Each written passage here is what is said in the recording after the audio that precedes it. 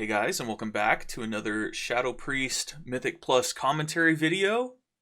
As you can see, I am not in any Dragonflight dungeons. I finally found some time, scheduled some time with my friends to get on the PTR and do some PTR keys. I'll go ahead and hit play so that the dungeon starts going and it doesn't take so long. Oh, this is something interesting. In the new patch, there are these Draconic File Cauldrons, and you can grab 3-star versions of any of these kinds of files, so that's pretty cool. Although I think you can only grab 2 of them. Anyway, so on the PTR, you've got access to like everything that you would ever need as far as consumables go, so it's not something that I'm really worried about. Like, I didn't take any of those because I've already got a million of them. Anyway, yeah, so here's Freehold.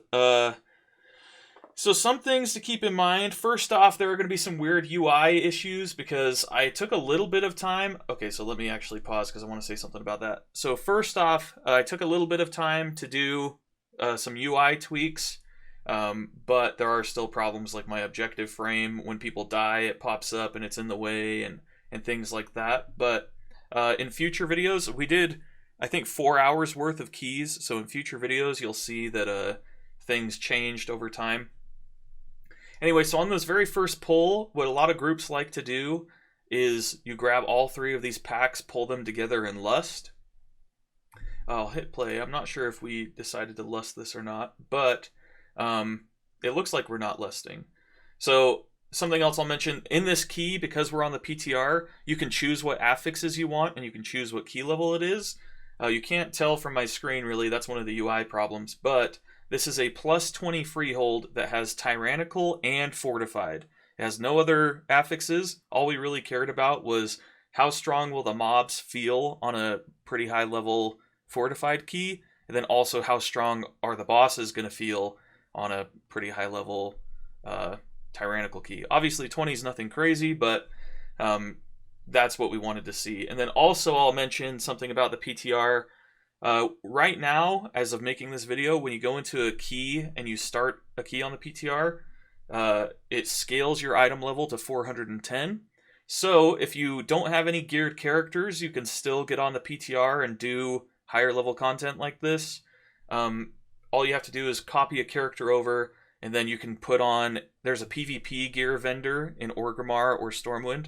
You can buy PvP gear from them, and when you come into the dungeon, it'll all get scaled to 410 item level so that you can be at least similar to what other people are, right? I'm 419 on the PTR outside of dungeons, so it scales me down, but for a lot of people, it can scale you up, right? It will squish both directions. So if you're more than 410, it'll squish you down, and if you're below, it'll squish you up. And then the other thing I'll mention, there are, like I said before, there are vendors for pretty much everything on the PTR. You've got a vendor for trinkets, you have a vendor for the tier set, which is a good segue. And then you've got vendors for all the different things that you would want to test. So talking about tier sets, I'll also mention that Shadow Crash that I just sent reminded me that the very first Shadow Crash that I sent, we didn't really talk about anything. Oh, this is something else. I don't know how this hits me. I feel like I'm pretty far from that. Anyway, it does hit me and it hurts really bad. We never talked about what we were going to pull before we started this dungeon. I should have assumed, because Litzel, our tank, he's been my friend for a long time. He played in BFA. We've done this dungeon probably 100 times together, so I should have assumed that he knew the typical route that we did back then, right? And I should have saved my Shadow Crash for when all 3 of those packs got together, but I didn't. So I ended up missing pretty much all the mobs, which meant my damage was significantly lower. Something I will mention, be prepared for Boomkins to gaslight you like crazy. Boomkin feels very, very strong in AoE. If you see any Boomkins on Twitter, or you see any Boomkins in a Discord server or something talking about how Boomkin is super bad in 10.1, they're lying, at least when it comes to AoE like this, like Mythic Plus. Our druid here, Shifter Moo, pretty good player, and he just absolutely destroyed everything in a bunch of these dungeons. I wouldn't say that Balanced Druid is so strong that it's like by far SSS tier or anything, but I would say that they're probably And the other thing I'll mention is I don't have as much experience. Like I've done these keys with a balanced druid. I did some keys later with a enhancement shaman and with a Ret paladin. Litzel ended up playing Ret in a couple of our keys. And as far as all of our classes are concerned, warriors seem pretty good. Their single target doesn't seem very good. Shadow Priest seems really good in pretty much all scenarios. And I'll talk obviously more about Shadow Priest and how good I think it is. Balanced Druid seems really, really strong. Their single target as well as their AoE seems very good. And then Enhancement Shaman as well. Our Enhancement Shaman that we played with later was playing the Gamble build, RNG build.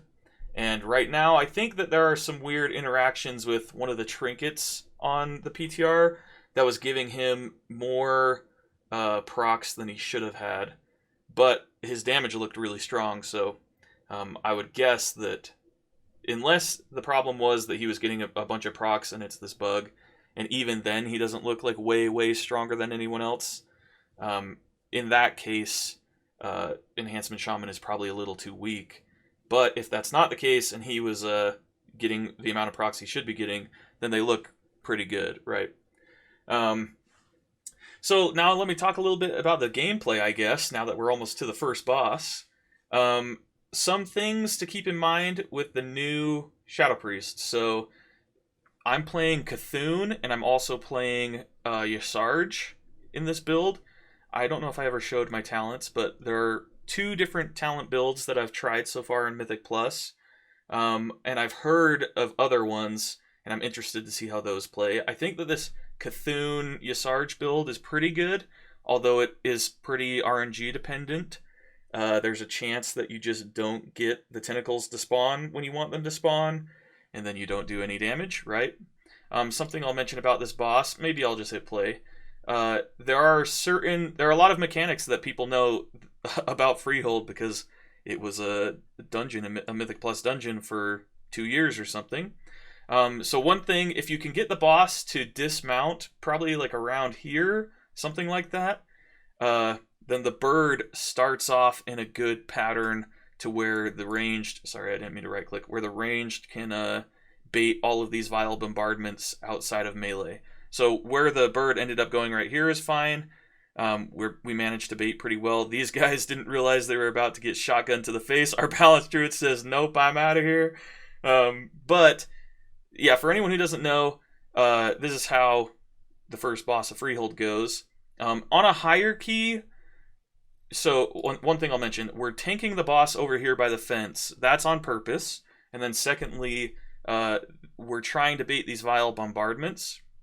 The reason for this is that shotgun that this boss does, that nearly one-shot the other 2 DPS, is avoidable. You can outrange it, so that's why I'm standing so far away from the boss. So ranged can outrange it, but then if you're a melee player, you don't want to outrange it because then you lose a bunch of uptime on the boss, right? It would suck if every time this Azerite powder shot was coming up, you like leap away, wait, it goes off, you dive back in, right? It'd be way better if you could just sit there and hit the boss all the time, right? So over on this fence, there's a plank that you can tank the boss right next to that's line of sight. Although you have to be like a gnome or a goblin, you have to be a really small character model. And what you can do is you tank the boss right next to that plank. When this Azerite powder shot comes out, you run behind the plank. And then if it does target you, there's a chance that it targets the range and you wouldn't have been hit by it anyway. But if it does target you, it gets blocked by that plank and you don't take any damage, right? So you just step behind there, it goes off, you go back in, and you have way higher uptime. That's something that people discovered back in BFA. And a pro tip for this, for that, so our warrior died. This is the problem I was talking about where our objective frame keeps popping up. Oh, the boss also has these dive bombs that come across. And the boss will cast a refreshing something, Azerite refreshment maybe. This is one vile bombardment that we missed baiting out in ranged. I'll talk a bit about how that works. Maybe I won't pause yet, but these dive bombs, it'll point in a direction and it's just going to go straight across the arena. You just need to walk out of the way. It's called Revitalizing Brew, by the way. That's what these are on the ground. what was I saying? So these vile bombardments, something about them. The bird, you can see its shadow right here. The bird will fly across the arena, go up, and start flying in circles around the arena. And the bird will cast Vile Bombardment on the closest enemy anytime it comes up, right? So you can see both of those just went on me.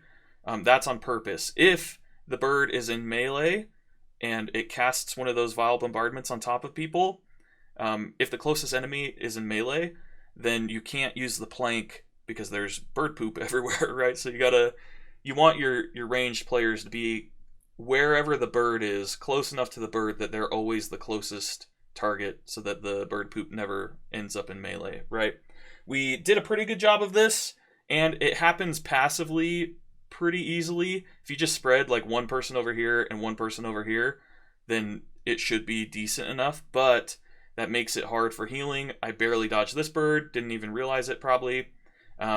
But yeah, you don't want to be too spread out that healing is a problem, but you do want to make sure if one Vile Bombardment on a high key, if one Vile Bombardment lands on melee, and they can't use the plank anymore, the boss gets way, way harder. It's just so much better if you can keep those Vile Bombardments outside of landing on melee. Make sure that you're baiting them.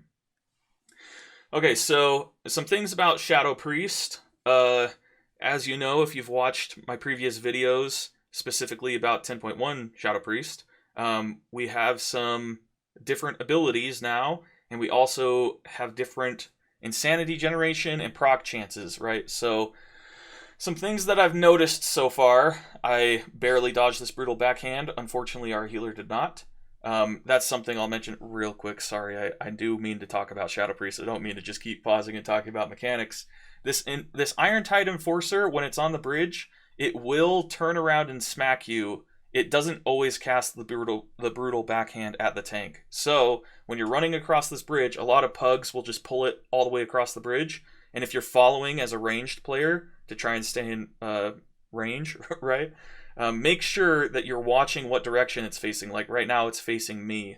And you just need to know that it will randomly turn around and cast a brutal backhand at you if you're too close, right? So here it threw our tank, and our tank is the closest one, which is why it was facing this way. But like me standing right here, you'll see coming up, it's going to turn to put the brutal backhand on this side of the bridge, and I'm even on the far left side of the bridge, and it still hits me. So I have no idea. It looks like I should have been out of that, but it does hit me. I was just standing too close. You should definitely be standing further away, and you should know that it does that. Okay, so back to the Shadow Priest thing. Shadow Priests, we don't have Mind Flay anymore, and we do, but you don't really take it because you're going to be taking Mind Spike. And we don't have Mind Sear anymore. You can see my Shift 1 key, which is where I have had Mind Sear for 3 years or something now, is not there. That's because they took Mind Sear out of the game. So, instead, you're going to have... So, what do you do for a spender for AoE, right? If you're not going to be able to cast Mind Sear and you don't have Searing Nightmare anymore, then what do you do when you get into mass AoE like this? Well, I'll show you. It's exactly what I'm doing right now. You pop all your CDs, and then you just start spamming single target damage into one thing, and Psychic Link does the rest. You want to make sure you're still using your Shadow Crashes. Something I should have done on this pull that I didn't is Halo is really, really strong in AoE situations. So I should have cast Halo, but I didn't. That's why I'm only doing 200k instead of maybe 300k like this Balance Druid. But yeah, you have a couple spells that still do AoE damage, Shadow Crash and Halo, but most of your damage is going to come from Psychic Link. So basically, you just dot everything. It's very similar to how Shadow Priest played in BFA, which is you dot everything, and then you just do pure single target on one of the enemies, on a priority enemy probably, and then as you're doing single target damage, the rest of your damage is getting echoed to the other mobs, right? So these rat traps, Otter and Water, our warrior, he didn't play very much in BFA, so these rat traps took him by surprise, which is why I want to mention this. Those rat traps, they will target players, so they'll get thrown on your current position. When the cast finishes, it'll snapshot where the players are and throw a rat trap at them. And then, I didn't mean to compare his achievements there, by the way. And when that happens, they come out and then they activate, right? And they activate really quickly. So you need to be ready.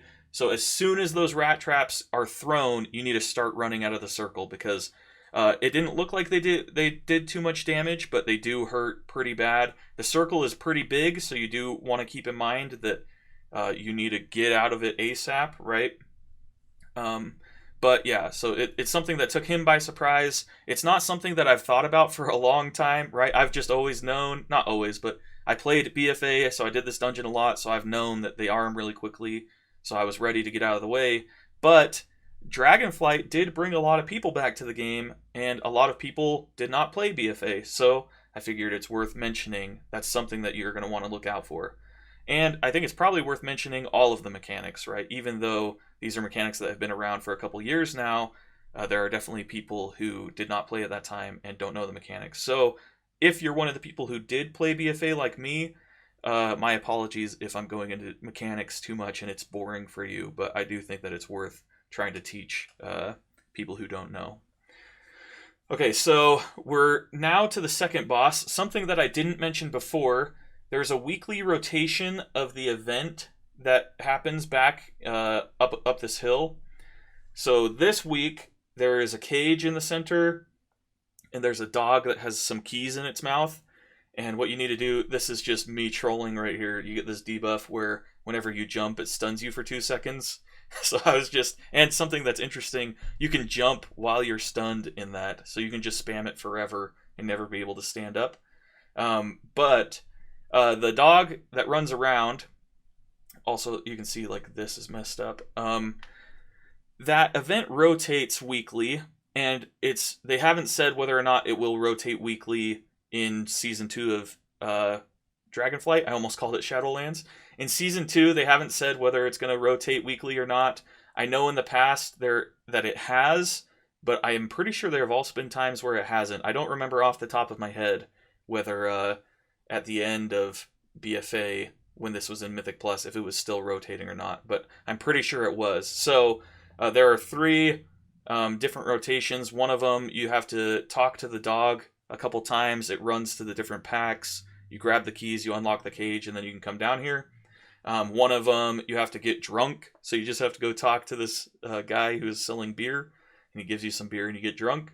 And then the other one, when you talk to this guy, it brings all these rowdy rabble-rousers that you have to go fight. And those are the 3. So this week we had the dog, and druids should be able to stealth and run and talk to the dog at all 3 times and solo the mechanic themselves. So some other things I'll mention before this boss fight is over. This pole that we're standing by, that's on purpose. As you just saw, Captain Eudora's shotgun is way bigger than Sky Captain Crag's shotgun. Hers goes across the entire arena. You can avoid the damage exactly how you avoid the damage on the first boss. You just hide behind something that's line of sight, which is this pillar. So usually what will happen is the tank will be the only one out here, the tank and whatever melee players. They'll be the only people out here, and they basically just run the bosses around, making sure to dodge the different brews that get thrown out on this one, and making sure to dodge the tornadoes on the other combo of bosses. And the ranged players all stand, the healer and the 2 ranged players, or however many ranged players, all stand by this pole. And basically what you do is, every time Grape Shot is about to be cast, you run and you get behind this pillar. I think I died. Yeah. That Powder Shot is very, very strong. So that's another reason why we're by this pillar. That Grape Shot will come out. You can line of sight the Grape Shot to not die. And then also... oh, what's happening? Oh, I got crazy lag because I was opening my LVUI to move my boss frames. The Powder Shot as well will target people. And if you have little wigs or big wigs, little wigs and big wigs, it'll tell you when Powder Shot is on you, and when Powder Shot is on you, you need to LOS. Oh, did we actually wipe on this pole? Let me skip ahead a bit. Yeah, it looks like we did. Okay, so we wiped on this pole. Sorry, I thought that I got rid of all the wipes because we ended up wiping later too. We didn't actually finish this dungeon in time. Oh, that's something else that I should talk about. So yeah, at the end of the dungeon, we do one pull, we wipe, and then I fast forward through a bunch of this stuff so that we can talk about the boss more. Anyway, I thought I got rid of all those, so sorry. So the Captain Raoul will cast that Blackout Barrel. If you're playing, what's it called? Phantasm, I think, is the talent. If you're playing Phantasm as a Shadow Priest, once it goes on you, you can fade and you can get rid of the Blackout Barrel. And if you're not playing Phantasm or you're a different class or whatever, if anyone is watching this video who's not a Shadow Priest, then like we have a Paladin, and the Paladin can just freedom you, and you can so this is when it says powder shot on you. I hide behind the thing, don't get any damage. You can get freedomed, you can get Tiger's Lusted. Any of those things will get you out of the Blackout Barrel. So right here, the Blackout Barrel comes out again. I get freedom on me, and it doesn't trap me, right? You'll also notice occasionally this thing comes up that says Crit Brew or Haste Brew or whatever. There are these brown circles that come out on the ground. There are some people on the outside of the arena. This only happens when Captain Raoul is one of the two bosses you're fighting, who will throw brews out into the arena. So you can see this Haste Brew circle right here. I run and stand in it, and I get this haste buff, right? This brew will affect bosses, and it will also affect players. So I also failed to get behind the thing again. Another powder shot on me. It's going to do most of my life. I didn't get behind it in time. So yeah, the tank's main job for these guys is to keep them out of the good brews. And sometimes you'll see this thing that says bad brew. You need to keep them in the bad brews. So right here, Shifter Moo, our druid, got the Blackout Barrel on him. Our tank freedomed him, and now he doesn't have it anymore, right? So the other thing I'll mention about this boss fight, whenever Captain Eudora is active, you need to focus her down. So every week, just like the events prior, every week it'll rotate what bosses you're going to be fighting as part of this boss fight. There's Raoul, there's Eudora, and there's this Captain Jolly, maybe? Another guy? I think it is Captain Jolly. And if you don't do the event, you have to fight all three bosses. If you do the event, then one of the bosses becomes an ally, and you only fight the other two. So some weeks you've got Eudora and Raoul, some weeks you've got Eudora and Captain Jolly, and then on really good weeks, you've got Captain Jolly and Captain Raoul. And those are really good weeks because both those bosses are much easier than Captain Eudora. She is definitely the hardest of the three bosses, at least for a ranged player like me. These blind rages that these guys cast can be soothed. So our druid can soothe these. He already soothed one, which is why he's not soothing that one. But this Going Bananas cast is just an AoE spin, Bladestorm basically. You can Psychic Scream to make it stop casting that. Let's see, are there any other mechanics with these guys? A lot of people will go up here and pull a bunch of trash. If you go up there and do that, a lot of those mobs will cast Frost Blast. You're going to see we took a lot of damage from Frost Blast on this bridge. When Frost Blast goes out, that hurts quite a lot. Those Shattering Bellows need to be kicked as well. It's about to go bananas. I scream and it goes away. Something I'll mention while we're looking at this tentacle that's shooting these guys. I am very underwhelmed with Idol of Cthulhu so far on the PTR. So it feels really weird having it be RNG. I mean, it's RNG on live as well, but it's not great that it's RNG. I don't love that. And then secondly, I don't love how it chooses whether to use Mind Sear or Mind Flay, right? So these are the Frost Blasts I was talking about. You need to be kicking those. We did not mean to pull both of these packs. Or maybe we did, but we just weren't really prepared for it. Anyway, both of these packs are going to just destroy us and we're going to die. I screamed these blind rages. Oh, maybe we're okay. So yeah, anyway, these Frost Blasts, you need to kick those. Yeah, they hurt like crazy bad. This is, like I said, fortified and tyrannical. So this is a fortified 20 and they're doing this much damage. And also, our tank was not pointing them at us. So I'm pretty sure that those two were going on the warrior who was standing behind the mobs away from the tank. And it just so happened that we were also in the cone. Be careful jumping over this guy if you're going to do what I just did, because you can pull him if you jump too close to him. I goblin jumped so that I cleared him. And then something else I'll mention about Freehold on the PTR right now is I'm pretty sure this hasn't been confirmed as far as I know, but I'm pretty sure that any dungeon that's not a Dragonflight dungeon, so Freehold, Underrot, Neltharian's Lair, any of those dungeons. What was the other one? I don't remember what the other one is. Any of those dungeons, I'm pretty sure on the PTR right now, they're scaling to the same like item level. And I'm not talking just about your character scaling to this item level. I'm talking about the dungeon itself and the damage they do and things like that. It feels like it's scaling to Season 1, whereas the Dragonflight dungeons specifically feel like they're scaling to Season 2. All of the Dragonflight dungeons that we did were much harder than all of the non-Dragonflight dungeons that we did. So Halls of Infusion, we did that one. We had to do it on a 16 because we tried on a 20. We tried the first boss, I think, 4 or 5 times, and we could not kill it. It is that hard. It was very difficult. Whereas, like this Freehold, I feel like if everyone knew the mechanics, we did have people, like I said, who didn't play BFA, and so they don't know many of the mechanics. I feel like if everyone knew the mechanics well enough, we could have done this Freehold very, very smoothly. It felt like the tuning was really good for our 410 item level, whereas that is definitely not true on some of the other dungeons, right? So Neltharis, whatever you call it, for example, that one was very, very difficult. I know that there are people out there who are doing them on 20s on the PTR, but those people are much better than me. So anyway, it feels like they're tuned differently, and so maybe these dungeons are going to be tuned, and obviously they haven't done a bunch of tuning passes yet or anything. Right here you have to run around and grab the pig 5 times. You can set it as your focus target and use an interact with focus macro. You'll also notice I'm hitting these dummies like crazy. For 1, that's just a lot of pad. And then for 2, once we get into the actual boss fight, I'll keep doing it.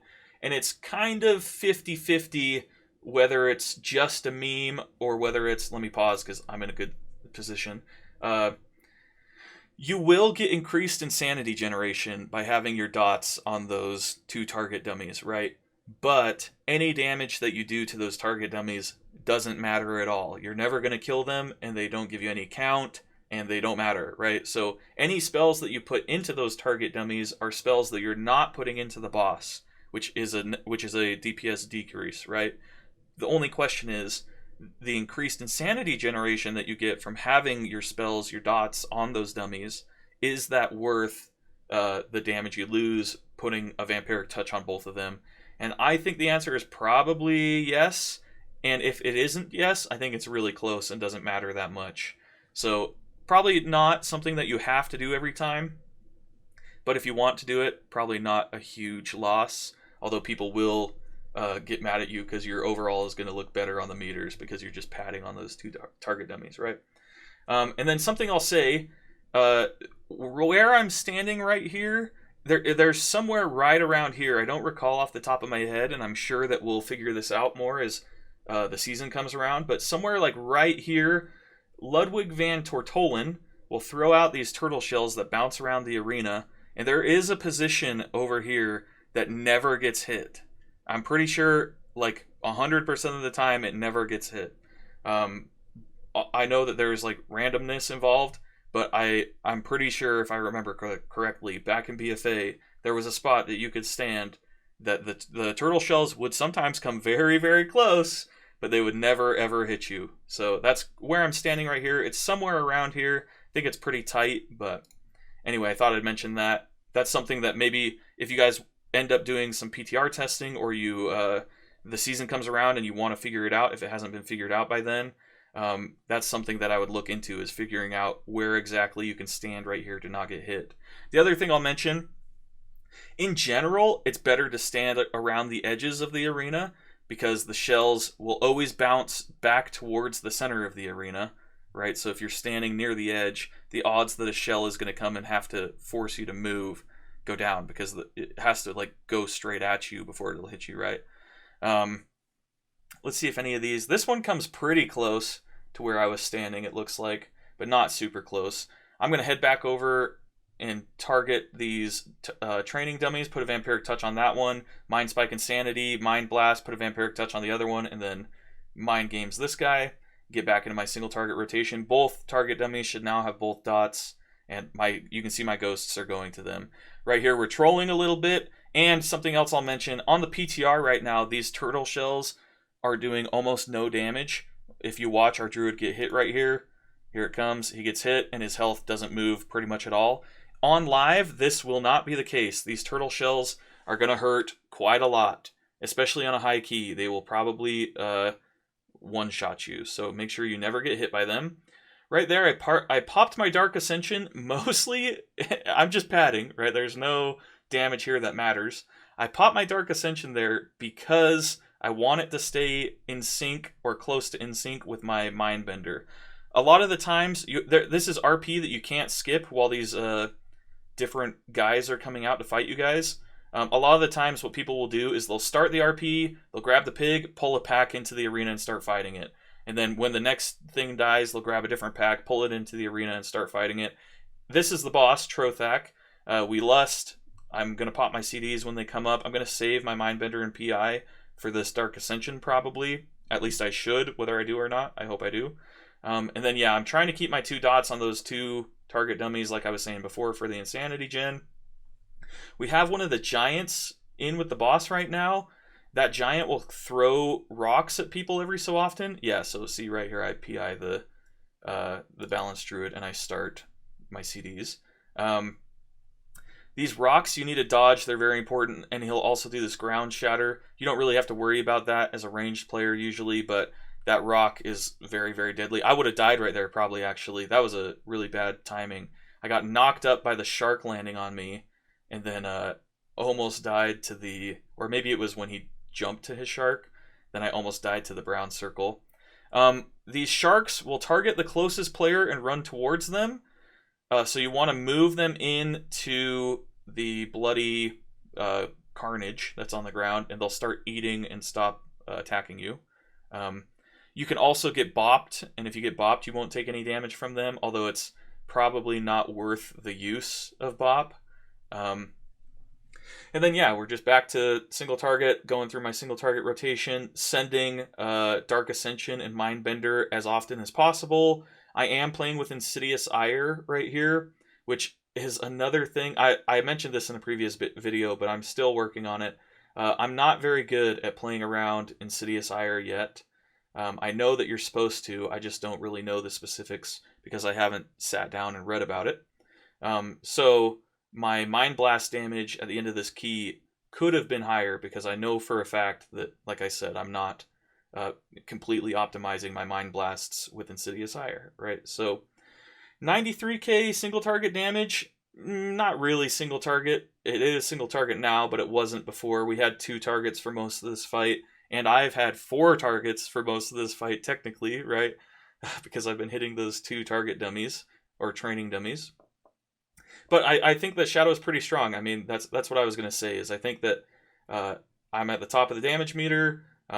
Yes, there is a lot of padding in that, but, and as you'll see, actually, the padding, I think I pull it up in a second here. The padding I was doing to those 2 training dummies was like 20-something thousand DPS. So my 91k right there really should have been closer to like 70-something k. So yeah, if you look down here, I'm going over to me, and then, yeah, my training dummies, 22,000 DPS. And then if you look, I go look at the Druid. I don't know if he was padding or not, but it looks like not, because he did 2k DPS to the training dummies. So definitely padding, definitely makes me look better when it's really not as important. This Painful Motivation cast, typically you want to let that go off. Right here, I'm barely inside that Thundering Squall when it went off. Feels bad. You want to let that Painful Motivation cast go off as long as there are enemies around, because it will apply to the enemies and it'll do most of their life in damage. So it helps with DPS big time. You don't have to actually kill them, they'll kill themselves. So that's nice. So don't kick Painful Motivation. That's one thing that pugs will freak out about. The other stuff you can kick, it doesn't really matter so much to kick the Thundering Squall. It is good to kick it so that the mob will come into melee or whatever, so that you can have higher uptime. But I'm pretty sure you can Psychic Scream these Blade Barrages as well, so that they stop doing that. But the Thundering Squall, when the guy is sitting there casting that, as long as no one's in the circle, he's doing no damage to anybody. So he's not very dangerous, right? Which means that if you're worried about staying alive on this pull, then maybe it's worth just stepping out of the Thundering Squall, letting it keep casting, and then only kicking the things that are more dangerous, like a Sea Spout. When Sea Spout gets off, that's very, very dangerous. These officers, I don't think it ever did it on this pull, actually, but these officers are supposed to charge at people every so often. At least they used to in the past. Mind Soothe being an AoE thing is pretty cool. You can hit like a full pack, especially in these humanoid dungeons. And then, yeah, this is the last boss. I don't have the timer pulled up, but so we're going to wipe on this boss, because something that didn't used to happen that I'm pretty sure happens now. You can see there was that huge pack that we skipped and pulled the boss. That pack didn't used to pull when you pulled the boss, but it did in this pull. So it could be that somebody pulled it on accident and didn't realize, but when we were talking, we were all in Discord doing this, and when we were talking, people were like, whoa, that pulled with the boss? That's weird. So I'd say that there's probably a 50-50 chance that somebody accidentally just sent something at them and didn't realize, in which case you can skip that pack and you can still just fight the boss. But this pack is very dangerous, right? It's got a lot of these caster guys that are doing these lightning bolts that hurt. It's got these mastiffs that hurt really bad. It's got those brutal backhand guys. Basically, it has a bunch of the strong trash from a bunch of parts of the dungeon earlier. But then, yeah, so some other things I'll mention. Because we pulled this pack, you can see something interesting. The boss will occasionally cast this cannon barrage that puts these orange circles on the ground. Those do damage to the mobs. So they don't do damage to the boss, but they do damage to the mobs. So there, in the MDI, for example, there are strats where you pull this boss with a lot of trash and then use those cannon barrages to kill the trash. These grenadiers fixate on players. You can see we just rooted this one. It's kind of hard to see back there, but it has a black powder bomb attached to it. We somehow managed to stay alive for all of this trash, which is pretty impressive considering we weren't planning on it. Although people were probably saving CDs for the boss, and so they just quickly changed to doing big AoE damage. But yeah, so anyway, a lot of MDI strats involved getting a ton of trash on top of this boss, hoping that the tank lives, doing some crazy shenanigans to make sure the tank stays alive, and then running all of these explosions on top of the mobs. So yeah, at this point, we have like 30 seconds left on the timer. We died 20 times up till now, at least. It could be that there were more than 20 deaths and we just don't see it.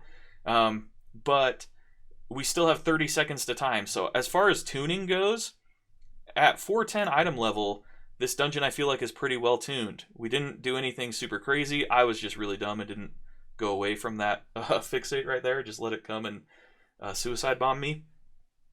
But yeah, so I think that this dungeon is pretty well tuned for the 410 item level that we are, and that's part of why I say that I think that these non-Dragonflight dungeons are tuned for Season 1. See, that one hits our other priest, unfortunately, because our druid was dead and couldn't root them. And then right here, we're going to call a wipe, and we'll get into the fast-forward mode. I thought it'd be sweet to add a little time lapse. We wiped a couple times, so you'll see we get back, we start fighting again, and then we end up just not dodging the swords. Oh, this one went pretty long. We don't dodge the swords, and we all die. So then we run back, and then we get buffed again. We decide to pull him over to this booty over here and try and, kill him by the treasure. And then we end up dying again, unfortunately. So then we reset, we go again, right? And this is the nature of PTR keys. There's a lot of stuff to explore. There's a lot of tuning issues and things. And now this is the pull where we actually kill the boss. So now I'll go through the mechanics a little more. So I'm going to go on pull. I'm going to cast Mindbender, Dark Ascension, click on my target for PI. We have 2 PIs in this group, so we talked and I decided that I would PI the druid and he would PI the warrior. I click on my target to PI him.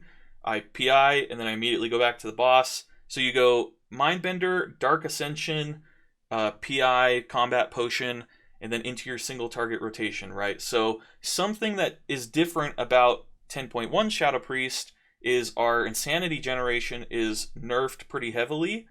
We don't generate as much as we used to, so... But we also don't have lust for this pull. So my insanity generation would be a little higher with lust, but I don't have it, so it's a little low. And you want to be spamming, you want to be using your Shadow Crash in single target when it's up. You want to be using, even though your dots are already applied, you want to use it to apply your dots, but even if they are up already, it's a damage increase to use Shadow Crash. You want to be using these Death Speaker procs almost pretty much whenever they come up. There is a little bit of optimization that you can do where you can, if you have a Mindbender that's about to come up, or when the tier set bonus comes out, if you're about to get your tier set Mindbender, then maybe you save a Death Speaker proc briefly to get that tier set Mindbender out before you use it. This Cannon Barrage, it'll start putting these orange circles under you. You only have to move after the third one has come out beneath you. You can stand still. It'll go 1, 2, 3. Right when the third one comes out, you should start moving. Because after the third one comes out is when the first cannonball actually comes down and hits. This Loaded Dice All Hands, when the boss enters this phase, it's going to cast, all of its abilities get a little bit stronger. So when it does the Swift Wind Saber, this is something that I haven't talked about pretty much at all, but is the reason we were wiping so much. It puts these sabers around the boss that go flying in different directions. In the first phase of the boss, only 3 sabers come out, and it's a cone in one of like 4 cardinal directions, basically. It's just a cone in one direction. But when you get to this phase of the boss, it goes all around the boss, and I'm pretty sure it doubles on one of the directions. So these Swiftwind Sabers, I wonder if they're going to change how those look, because at least the people, and then this is the other difference, at least the people in my group, including me, were having a hard time seeing those sabers to know where to dodge them. And I know that Blizzard has been making improvements as far as visibility on Mythic Plus spells goes. So maybe they do change those to look like easier to see. The bosses before Herja, for example, the one boss that does the like light stuff that comes out, they modified that to be better, easier to see. Even though back in Legion it wasn't. Back in Legion it looked like how it looked before they made that change. And this is how the sabers originally looked at Freehold as well, if you're watching this in the future and maybe the sabers are different. These Cannon Barrages is the other thing I wanted to mention. These go on every single person now. So once you get to 50% on the boss, you need to be much more careful. And this is usually how the MDI pulls would work. This pack in front of the boss wouldn't pull when you pulled the boss. So you would pull the boss, fight it through phase 1. Once it got to 50%, you would pull all the trash in. And then you would have 5 different... You would stack all these cannons on top of each other. You'd have 5 cannonballs coming down every time, just doing a ton of trash damage. But yeah, then you're just going to need this... I don't think it's worth saving Lust for this part of the fight. You don't get any... There's no damage amp or anything, as far as I'm aware. But it is way more dangerous, which is a reason why you might want to Lust. Although I don't think it is worth saving the Lust for this part of the fight. Yeah, it's these Swiftwind Sabers that you have to dodge. They are not super fast, and they are pretty telegraphed. But, like I said, me, as well as the people in my group, were having a hard time seeing where they were going. I managed to dodge those. And at this point, I've had 5 pulls or something to warm up again. So I'm probably used to them by now. Hopefully I don't get hit by another one. But yeah, this is basically the whole dungeon. If you don't bring a druid to this dungeon, and you don't bring like a monk or somebody else, maybe a hunter would be really good for these black powder guys. The 3 of us, though, have like almost nothing that we can do about these. I do know that in 10.1, Psychic Horror is going to be a thing that you might take. And in that case... You can use Psychic Horror and stun those guys for 5 seconds, and that's probably worth it. But if you don't have somebody who can hard CC it all the time, all you have to do is just run away. And they always spawn right here and always run towards people. They fixate a player, right? So it's not like it's going to turn and run towards somebody else. Unless this player dies. I'm pretty sure if this is fixating me and I die, it'll retarget and fixate somebody else. So just keep that in mind. Don't think that you're safe all the time. Just be ready. We should not be standing here because look how close this guy was. But yeah, just be ready. I do get hit by one because I'm running away from this guy and I didn't look at it. You can stun them, as you can see, and then they eventually disappear. But yeah, this is basically the whole fight. I'll probably do some videos in the future where I go over like the single target rotation and everything. I'm not super clear on what it's going to be yet. I think it's very similar to how it is currently, but with Mind Spike Insanity being a thing, not having Mind Flay anymore, and with the damage of Devouring Plague being different, as well as different talents that you can take to increase the duration or damage of some of your dots, there are some things up in the air. Anyway, that's the end of this video. That's the end of the dungeon. So if you liked the video, make sure you click the like button. If you really liked it, feel free to subscribe and keep an eye out in the next couple days. We did manage to time a +20 on the PTR, so I'll be posting that video probably tomorrow. And then also I have another video where we finished that Halls of Infusion on +16 that I'll be posting in the next couple days as well. So that's going to be it for me. Have a good day, and I'll see you in the next video. Peace!